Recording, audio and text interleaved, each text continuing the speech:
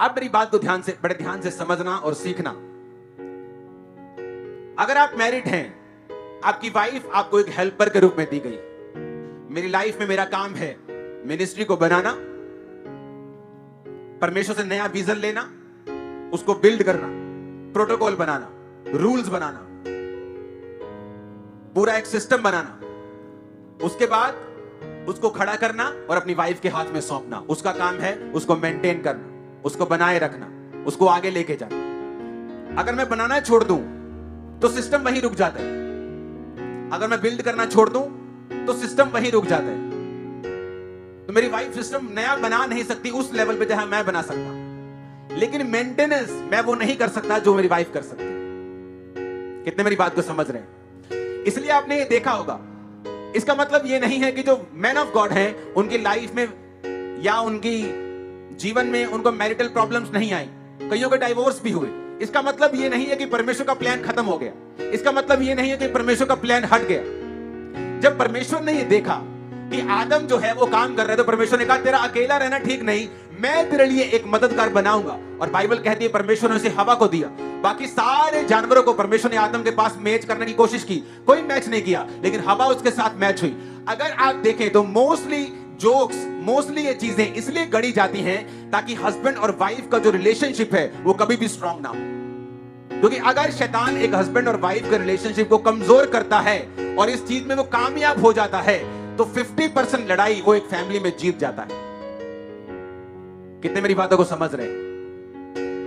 अगर वो इस चीज में कामयाब हो जाता है, वो हस्बैंड जो शादी के पहले पीछे पीछे घूमता है, ट्यूशन से लेके आता है, ट्यूशन छोड़ के जाता है, पूरा भाई बन जाता है उसका, लेकिन शादी के बाद कोई केयर नहीं। पहले महंगा गिफ्ट, बाद में 150 वाला सूट, तो तुमको वो केयर भी नहीं मिलेगी जो एक्चुअली तुम्हें चाहिए। क्योंकि वचन कहता है तुम्हें अपने पत्नी को अपने शरीर के समान प्यार करना।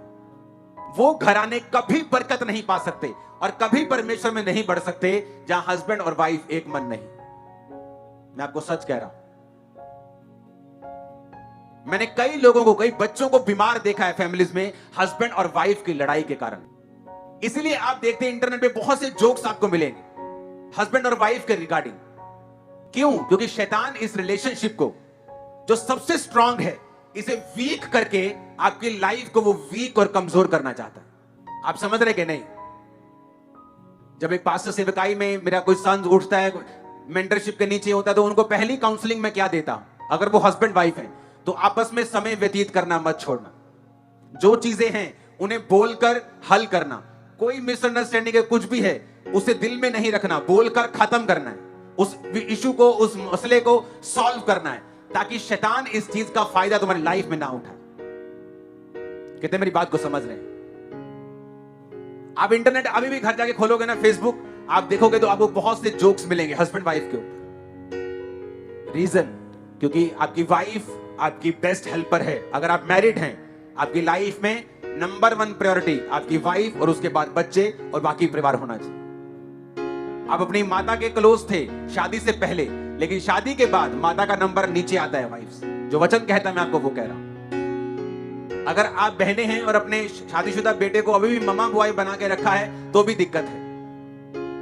और अगर आप वाइफ हैं और अपने हस्बैंड को आप अपने परिवार से दूर करने की कोशिश कर रही हैं तब भी दिक्कत है। क्योंकि बाइबल कहती है अपने माता और पिता का आदर कर, क्योंकि इसमें तेरी लंबा जीवन होगा। और जो तू ऐसा मत बो, ऐसी कोई जीवन में चीज मत बो जो तुझे अपने बच्चों से काटनी पड़े और फिर तू रोए। अगर यहूदा ने कोई गलती की तो एकदम से उसके ऊपर कोई पहाड़ नहीं टूट पड़ा, एकदम से बीमार नहीं हो गया वो।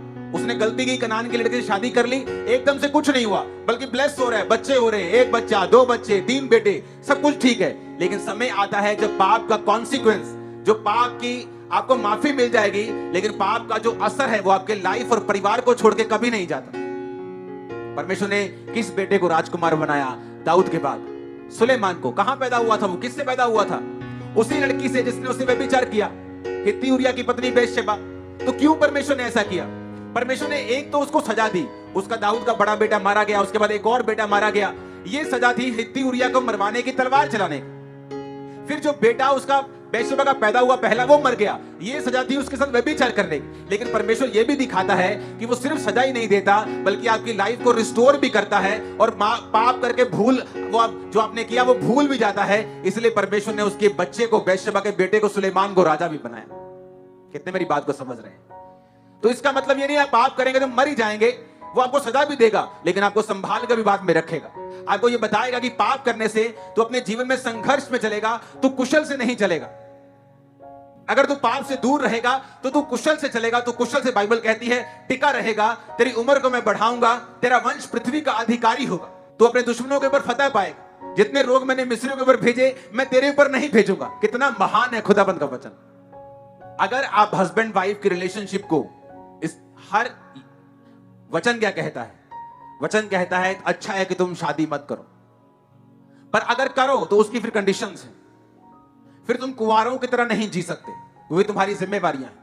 पौलुस ने कहा अच्छा है कि तुम शादी ना करो, लेकिन व्यभिचार के डर से हर एक पुरुष का पत्नी, हर एक औरत का पति जरूर होना चाहिए। आजकल व्यभिचार के डर से कहता शादी करो, जब शादी हो जाए तो फिर उससे अलग होने की कोशिश ना करो। जब शादी हो जाए तो कहता आपस में समय को बिताओ, ताकि शैतान मौका ना ले पाए। एक बहुत बुजुर्ग वॉलंटियर आए मेरे पास, कहते मेरा पति जो है ना अभी भी चाहता है कि मैं उसके साथ बैठूं, उसके साथ समय बिताऊं। मुझे लगता है कि ये गलत है, मैं बूढ़ी हो चुकी हूं, मुझे ऐसा गलत लगता है, ये पवित्रता ही नहीं लगती। मैंने कहा ये पवित्रता ही, इससे शादीशुदा में अगर आप ऐसा करते हैं तो ये पवित्रता ही से बाहर है। पवित्रता ही है, इसमें पवित्रता ही है। अगर आप नहीं करते तो पवित्रता ही टूटती है उल्टा, क्योंकि आप अपने पति को ये फिर मौका दे रहे हो कि वो बाहर जाके अपनी भूख को पूरा करे। कभी नहीं, उसे लगा कि मेरा जवाब स्पिरिचुअल नहीं। थोड़े दिन बाद उसका पति उसी मोहल्ले की एक जवान लड़की के साथ भाग गया। मैंने कहा अब कैसा लगा तुझे? अब ठीक है? अब ठीक लगा तुझे? इसलिए वचन क्या कहता है? पौलुस कहता पति और पत्नी आपस में समय को बिताएं, ताकि शैतान को मौका ना मिले। जब आपको ये जोक्स मिलते हैं, जब आपको ये जोक्स जाते हैं, इनडायरेक्टली शैतान आपके अंदर अपना बीज डाल रहा होता है, और वो वचन के खिलाफ जा रहा होता है कि औरत जो है एक सिर दर्द है, एक ब्लेसिंग नहीं, बल्कि बाइबल कहती है औरत तुम्हारी लाइफ की सबसे बड़ी ब्लेसिंग। अब तुम्हें उस ब्लेसिंग को, अगर तुमने मर्सिडीज कार खरीद ली तो उसकी सर्विस पर पैसा लगता है, उसकी मेंटेनेंस पे पैसा लगता है। आपने बाइक लिया, उसकी सर्विस होती है। कोई भी रिलेशनशिप है उसके लिए आपको समय देना पड़ता है, आपको सेक्रीफाइस करना पड़ता है, क्योंकि वचन ये कहता है कि तुम्हारी ये ब्लेसिंग। पुराने टाइम में डाइवोर्स नहीं होते थे। अगर आप पुराने लोगों की बातें सुनो तो वो आपको बताएंगे, बुजुर्ग औरतें बताएंगे, जब मेरी मम्मी ने मेरा ब्याह किया तो मैंने दसिया कि पुत ये भी तेरा घर है ते वो भी तेरा घर है, पर उस घर दी गल इधर ना करी ते इस घर दी गल उधर ना करी। पर आज फोन, अगर आप अपनी बेटी को हर वक्त फोन पे लगे रहेंगे अपनी बेटी के साथ, आपकी बेटी अपने घर में कभी खुश नहीं रह पाएगी। आपको बैलेंस बना के रखना होगा। आपकी शादी आपकी वाइफ के साथ हुई है, उसकी शादी आपके साथ हुई है, पर आपके पिताजी के साथ, आपकी माताजी के साथ नहीं हुई। तो अगर आपकी वाइफ को आपको कुछ सिखाना है, वो आप सिखा सकते हैं। और जब आपकी वाइफ पर अटैक होते हैं आपकी फैमिली में, उसको प्रोटेक्ट करने का काम हस्बैंड का है। अगर वो नहीं करता तो वो रॉन्ग है वहां। कितने इन बातों को समझ रहे हैं? और जब आपकी लाइफ में शैतान आपको पारिवारिक तौर पे वीक और कमजोर कर देता है, तब वो आधी जंग जीत जाता है। आपकी प्रेयर लाइफ इफेक्ट होती है। आपकी वचन ये कहता है कि आपकी प्रार्थनाएं कबूल नहीं होती। जो फाइट जरूरी नहीं, फिर आप वो लड़ते हैं अपने परिवार में।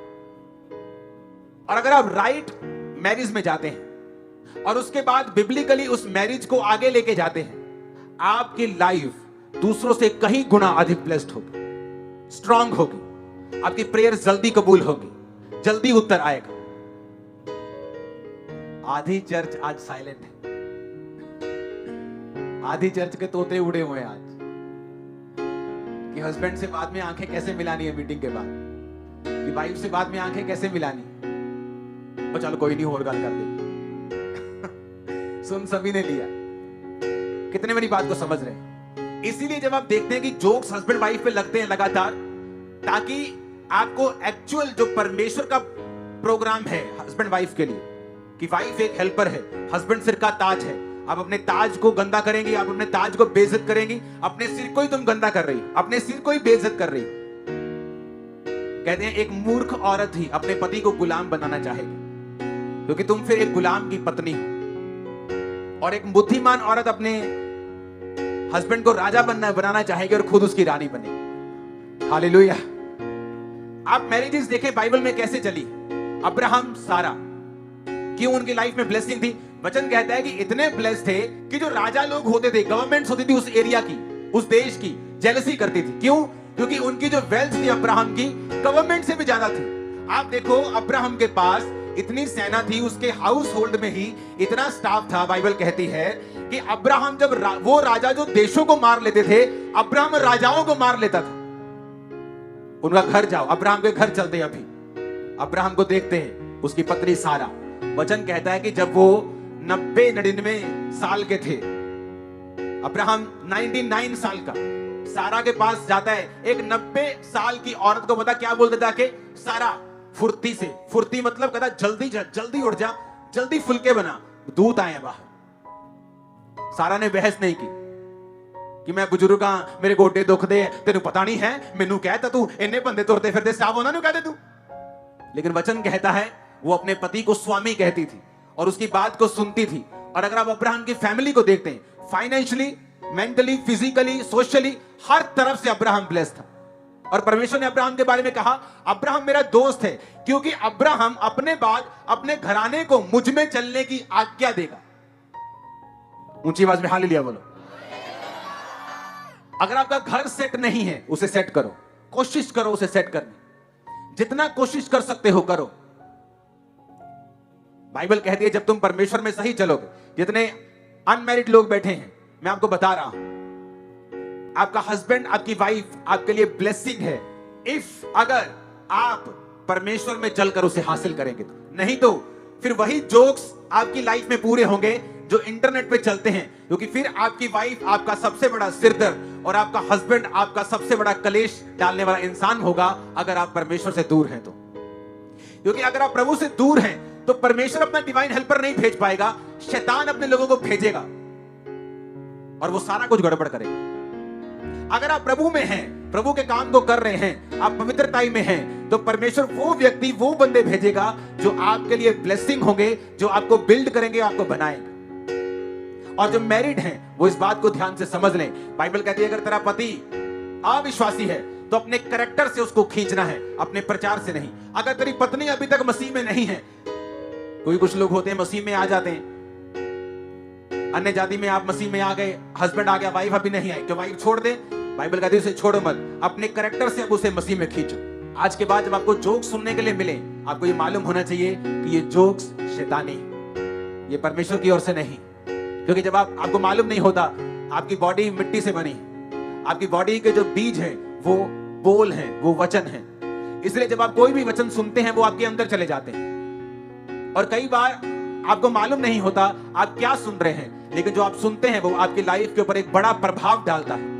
इसलिए आज के बाद जब आप हस्बैंड वाइफ के रिगार्डिंग जोक सुन रहे होंगे, आपको ये मालूम होगा कि बाइबल में ऐसा नहीं है, ये गलत है। आपने सुन तो लिया, लेकिन उसी वक्त अपनी स्पिरिट से उसे रिजेक्ट करना कि मैं इसे यीशु मसीह के नाम में रिजेक्ट करता हूं, अपनी बॉडी अपने स्पिरिट से निकाल देता हूं अभी यीशु के नाम।